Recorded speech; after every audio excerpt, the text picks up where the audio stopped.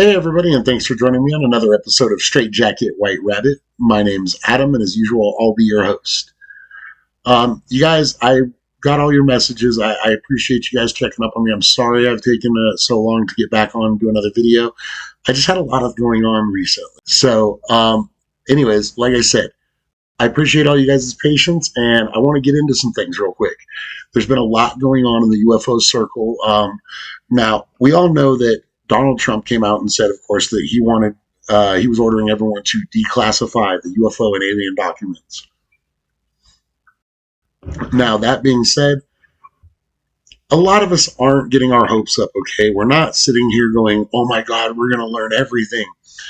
I don't think there's a whole lot of people who are that naive that they would honestly believe that they're going to come out and just spill the beans that they've been lying to us for over 85 years.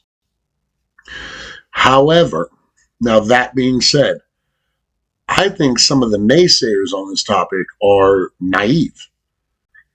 They talk about how, oh, you're not going to learn anything. We've already gotten more than we've gotten in the last 85 years, guys. We have members of Congress being briefed on this. So much so that a member of Congress, Mr. Tim Burchett, came out in an interview and said that what he learned in his recent briefing is something that would have set the earth on fire if released to the public. Now, for those of you who don't know, Tim Burchett is a relatively plain-spoken man from Tennessee. And he's not really known for being exaggeratory. He's definitely a politician, but he's not your typical politician. He's one of the people I honestly trust and value their opinions who are part of our government. Okay, I don't say that very lightly. And those of you who know who this man is probably know why I said this. He seems to be a lot more for the people than his constituents for a large majority. But he said flat out that if this news that he learned in this skiff was released to the public, that it would set the world on fire.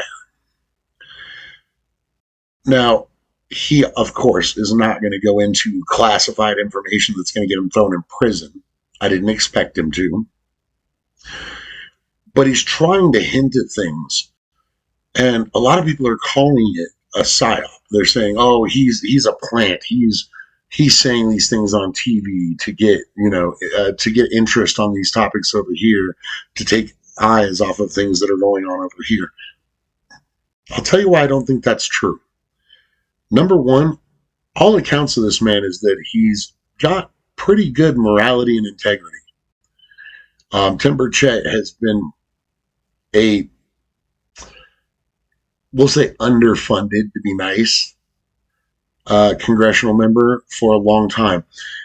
All these other politicians that rake in donations, they can pretty much pull the strings on whatever they want because they're able to, because money is power in this world.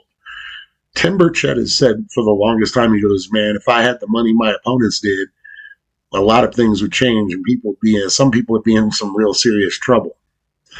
Now, do I believe that he's 100% different?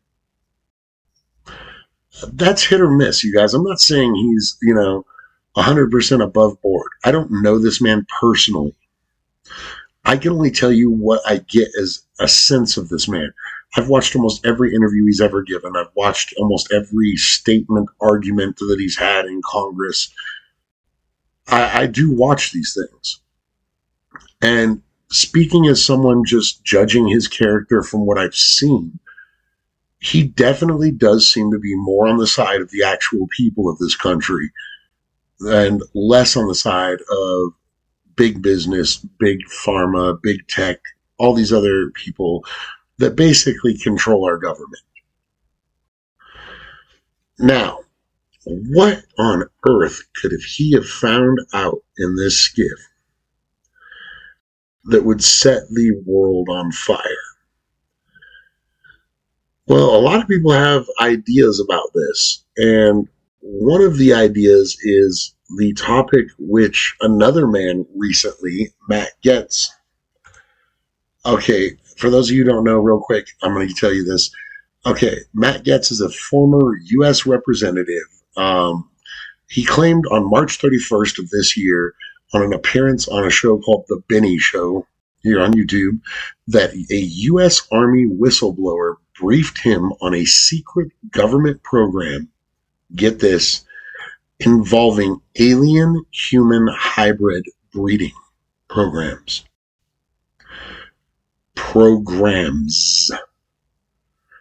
He claims that this is happening at multiple, this soldier told him that this is happening at multiple bases, that this soldier has firsthand knowledge of this program. And he told Matt that he was telling him so that they could try to get a jump on these locations before they were shut down. Now, I'm not saying any of this got verified. I don't know yet. I know they were looking into it. But we all know what the government's like, okay? You know, they give you one answer with 50 more questions attached to it. And the answer is usually not the answer to the question that you asked. It's in the ballpark. But here's the thing. He's not the first one to mention this program. Over the years, people who have called into Art Bell, who have posted on Reddit boards and message boards across the internet, have claimed that there is an alien breeding program going on. A lot of accounts say that it's them, the actual aliens, who were the ones abducting people and breeding with them. So it's kind of odd that this soldier says it in reverse, that we have these aliens and that we are forcing them to be involved in a breeding program for our sake. Now, what he said this breeding program for, supposedly, was for intergalactic communication, which I can only guess they mean some form of telepathy. Now, a lot of people who believe in, you know, the power of energy, the power of the human spirit, soul, whatever you want to call it, believe that there is a level of unconscious being that we can attain, but we don't because of all these mental blocks that we have as a species. And this, we'll call it a power, this power, once unlocked, can allow certain people to access telepathy, the ability to talk and receive and speak to people without actually making a sound.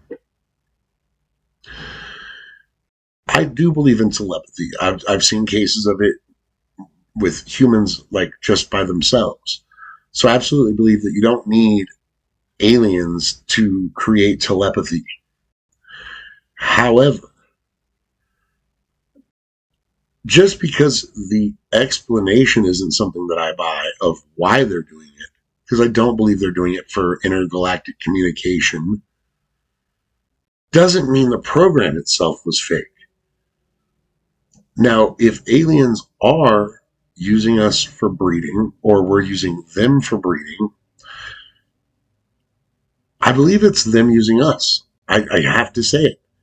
I've heard too many people talk about this, okay, from whistleblowers who have long since passed away, suspiciously, to whistleblowers who are coming out now to these different agencies, these different, I mean, everything from YouTube hosts now are getting whistleblowers calling into them and showing up on their shows, to congressmen, to, I mean, literally, it's happening all over the world, you guys. It's not just here in America either. These high-ranking people in these UFO programs are starting to crack. So for all these people out there, you guys, all of these naysayers who are like, oh, well, it's going to be the same runaround. It's already not. We've made more progress in the last 10 years. Think about that. In the last 10 years, we have made more progress on the topic of UFO UAPs than we have in the previous 85 years with our government. Our government wouldn't even talk about this for decades. And when they did, it was a joke. It was something to be scoffed at, laughed at, poked at. Now, you guys, we have the cover of the New York Times. Time magazine's doing covers on UFO, UAP individuals, whistleblowers, pilots. This is no longer a taboo subject, and this was not the case even when I was growing up. I didn't go around yapping with people every day about UFOs. I read tons of books about them, and I talked to the people who I knew were, I'll call it safe to talk to about this. And by safe, I just mean people who aren't going to just up and ridicule me based off of the fact that they were aliens or that I was talking about UFOs. I'm talking about people who I knew had a genuine, if not genuine, then a slight interest in the subject matter already that I could speak with openly and toss ideas off of and ask questions of and see if they've heard about this or that. Um, Now, you guys, a lot of people are in on this now.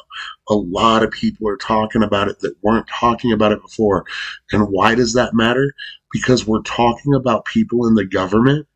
Yes, they're the government. I know they can't be trusted. Just hold your horses. Yes, they're people in government. But these are people in government seeking power. And even if you don't believe that they're doing things for the right reason, you can bet money that the members of Congress, the presidents, are not going to look highly upon the fact that they were kept out of these briefings and these programs. They are not going to look highly upon the fact that billions, if not trillions of dollars by now, have been funneled out of programs that were approved by Congress to pay for these black budget operations. There are a lot of members on both sides of the aisle, guys, Republican and Democrat alike, who are not going to let this go. They're just not. And people go, well, it's already happening. No, you guys, it's really not already happening. Just because you're not seeing the movement yourselves, I'm telling you right now, I am keeping tabs on all of the members of Congress that I possibly can, what meetings they're going to, when they're having skiffs done. And yes, the whole Iran thing right now is taking front and center news. It really is with the mainstream media. I get it. But that doesn't mean that these people in the background have stopped asking questions, have stopped going to bases and looking for these materials, or have stopped getting intelligence from whistleblowers. I happen to know for a fact that we have a couple of whistleblowers who are still yet to come forward, and one very famous one who is now considering testifying before Congress. I'm talking about Bob Lazar. For those of you who don't know who Bob Lazar is, you can do a quick search on him. Long story short, he is the reason why you have ever heard the name Area 51. Although it is a misnomer that he worked there, he did not work at Area 51. He worked on a part of the base located at the other end of the dry lake beds called S4. Now, if you believe Lazar's story, and I do, this is where he was brought to specifically look and work on the power source for one of these craft. Bob Lazar hasn't testified before Congress before, you guys. And he had a lot of information back in the day that wasn't taken seriously, that wasn't really searched into. You know, people say Area 51 still to this day in connection with his name, even though he said time and time again that's not where he worked. So all of these politicians saying, oh, well, I've been to Area 51 and there's nothing there. He never said there was. Bob Lazar never once claimed that there were anything to do with UFOs at Area 51, you guys. He said that he was flown into Area 51 on Janet Airlines and then driven in a bus with blacked out windows to a sector called S4, which was, I believe he said, southwest. Could be southeast, I'm not sure. I think it was southwest. across the dry lake beds up against the mountains, and actually in one of these mountains. He even goes as far as to explain how the doors were made to look like the side of this mountain, and that they would open up, and you couldn't even believe this was a base. And this is back, God, you guys, 30 years ago. We're talking about some high tech stuff for 30 years ago. Bases that blend perfectly into their surroundings, into the mountain, doors in the sides of mountains opening up. This is 30 years ago. Imagine what kind of things we can do to our bases now to camouflage them. But my point to all of this, you guys, is we're talking about information coming out. Like I said, alien human hybrid bases doing this. Whether or not it's us doing it to them or them doing it to us, or a joint program, maybe we're both doing it. For some reason, maybe it's, an area of interest for our government.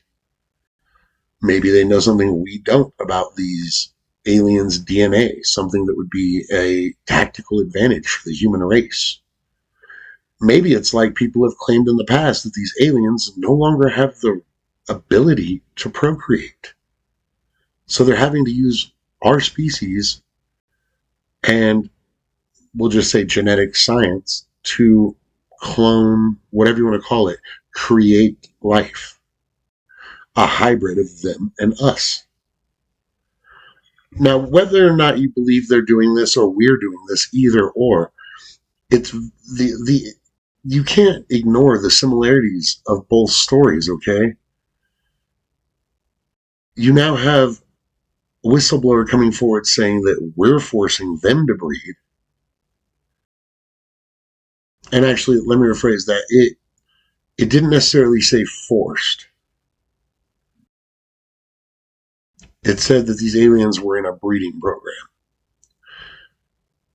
So if it's not forced, then maybe we're doing it with them. Like I said, maybe it's the same thing we've been hearing about, the aliens abducting people and doing, we'll say, tests on their reproductive organs and things like this. This goes back to Betty and Barney Hill, you guys. Barney Hill had a cup placed around his genitals, which supposedly extracted a semen sample. Betty was taken and laid on a table with an enormous needle shoved clean through where her belly button is, talking to them about their sexual reproduction and telling them that, it'd be over soon. They were checking some things out about their reproductive organs, basically.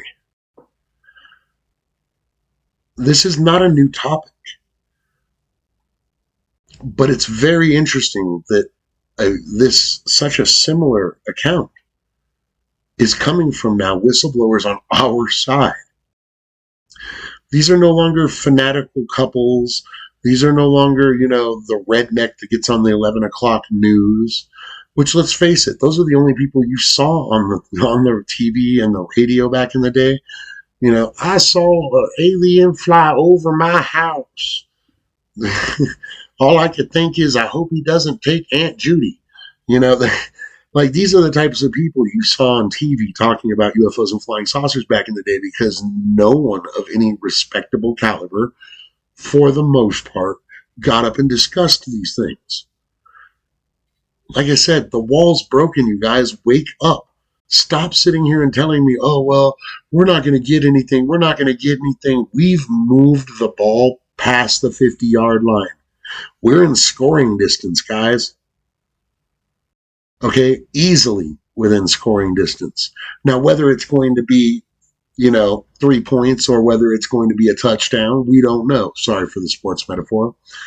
But the point is we're moving the chain down the field. And for those of you who don't think so, really look at it. Really look at the history of this subject, because I have.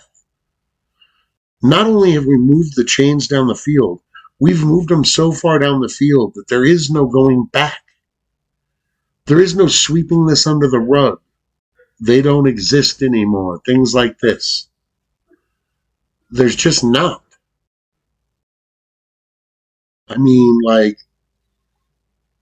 I can't even think of how they would begin to get back to UFOs aren't real. No, it's a meteorite or swamp gas or any of the other absurdities that they've claimed over the years. Weather balloons. I mean, it's ridiculous. Oh, that's just a cold air inversion on a hot day causing by the refraction of light from Venus.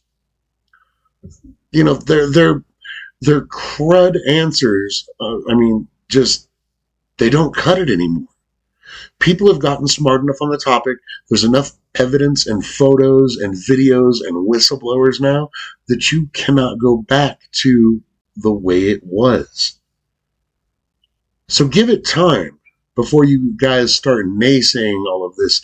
Oh, it's not going to help. Oh, we're not going to get this or that. Have some positive energy towards the cause. I tell everyone, man, positive energy is key in anything in life, you guys.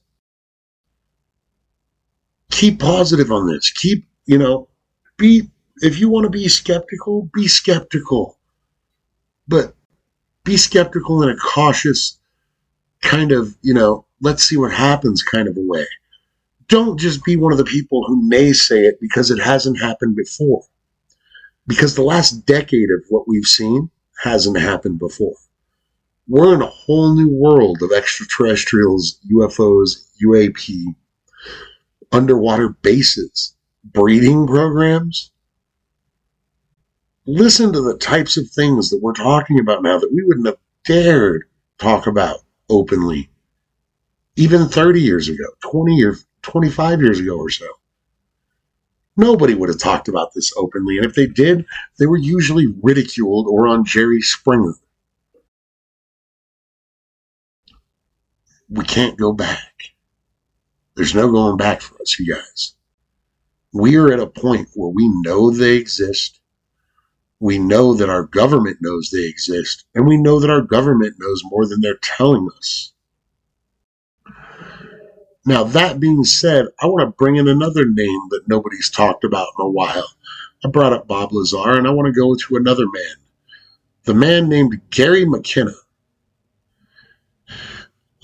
Whether you believe this man was not a hacker, as his claims were, he just simply ran a few programs that searched for non-existent passwords or passwords that were a password and things like that, or whether you believe he had a little more skill than he admitted to when taking out computers or taking on computers from everything from the Pentagon to NASA. Now, our official stance is we want him in the U.S. because he broke federal laws of computer hacking and compromised and destroyed national secrets and things of this nature. Don't be fooled, man. That's ridiculous. We've spent less time going after serial murderers in other countries, than we have from Gary McKinnon, okay? We've spent the better part of 25 years now? Something like that?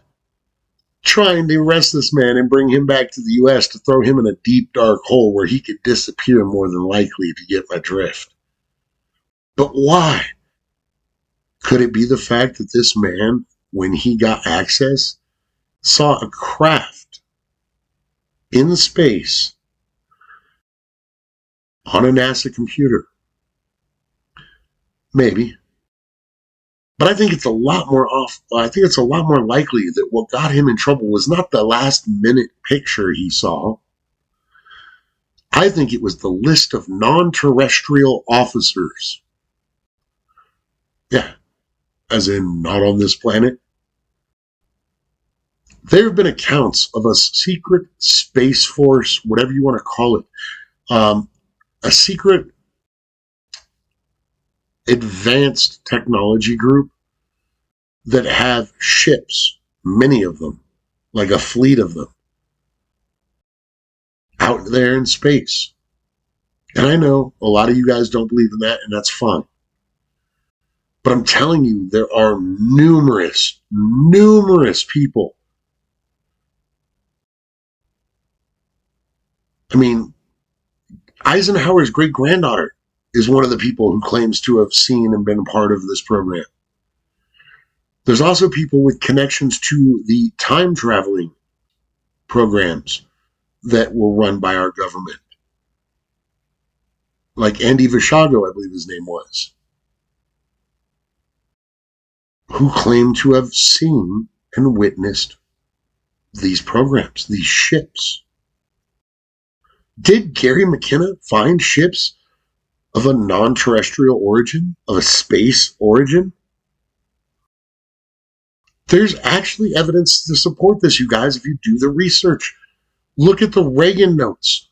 Reagan often wrote memos to himself, little side notes in his book. And whenever he passed, and we got a hold of this for the public, there's a page on there that talks about him having a conversation with some of the scientists who were telling him that we can now orbit 300 plus people. Really? Because the NASA shuttles and stuff only hold like 8.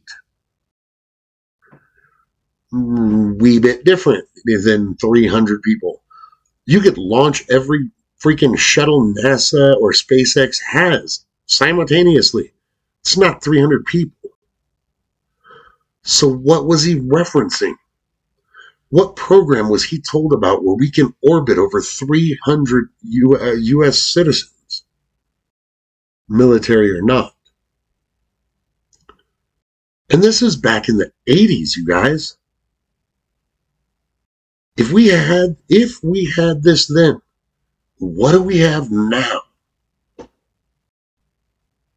All of these claims kind of validate each other. All of them are very, very similar. A couple of them even have the same ship names that they were on. How do you explain two people who've supposedly never met before talking about the same named ship? Now, Gary McKinnon also comes out and tells everyone, yes, I did my homework. I researched the Navy vessels, all names of all known U.S. Navy vessels. None of these names of these ships were on the Navy vessels' official roster. We didn't have boats named after these names. So if they weren't boats, and they weren't part of the Air Force, and they weren't NASA shuttles, could these, aircraft carrier-sized starships be real? These things were not small. They were the size of our largest aircraft carriers, or possibly slightly bigger, according to the witnesses. So if we've had a space program, is this just another instance of them covering up and hiding the truth from us? Are we being treated like the kids who can't handle the scary truth? Or is it all just smoke and mirrors, leading us down another false narrative path? Our government's gotten really good at misinformation. But you kind of have to have your own BS meter at this point. And I got to tell you, when you hear these stories from people like Tim Burchett, from Matt Gaetz, from, Anna Paulina Luna, from, Adam Schiff, all of these people are saying the same thing. They want these answers. They want access to these programs. And I don't doubt it, because a lot of these people want access to these programs because knowledge is power. And knowledge of these programs is big power.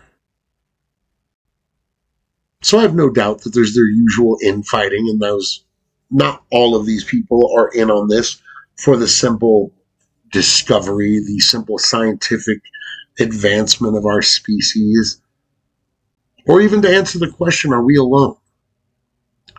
I'm sure some of them are in it just for the power.